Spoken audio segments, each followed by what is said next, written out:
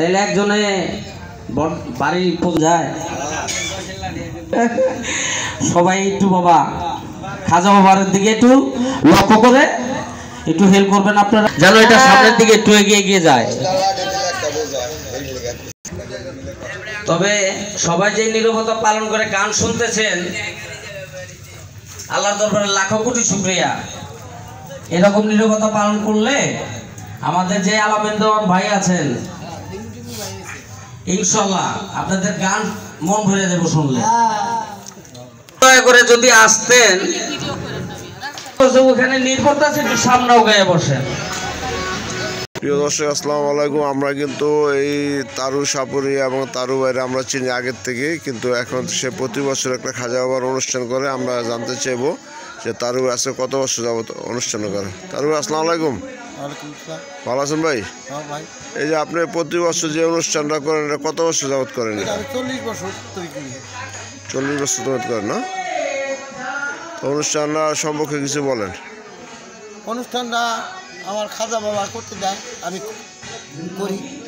মনে করেন আমি ছোটোবেলার থেকেই এই আর আশেক, আমি তার আশেক।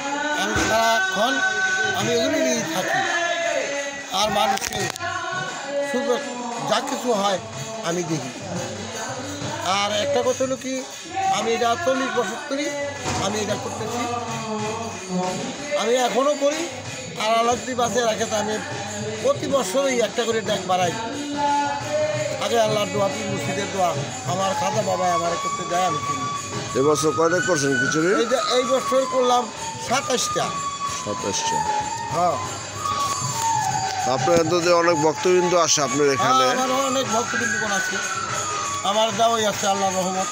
আগে আল্লাহ পীর মুর্শিদের দোয়ায় আমি মানুষের পাই, আমি এমনি কিছু নেই না।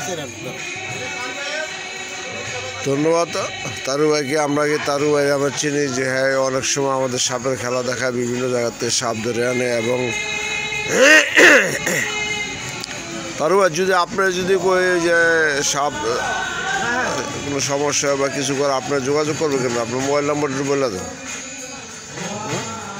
তারু ভাই, আপনাকে অনেক ধন্যবাদ। আপনি প্রতি বছর খাজা বাবার অনুষ্ঠানটা করেন এবং আপনি আগামীতে আরও সুন্দর করে করেন। আমরা এই প্রত্যাশা রইল বিক্রমপুর দিনী মিডিয়ার পক্ষ থেকে। আসসালামু আলাইকুম।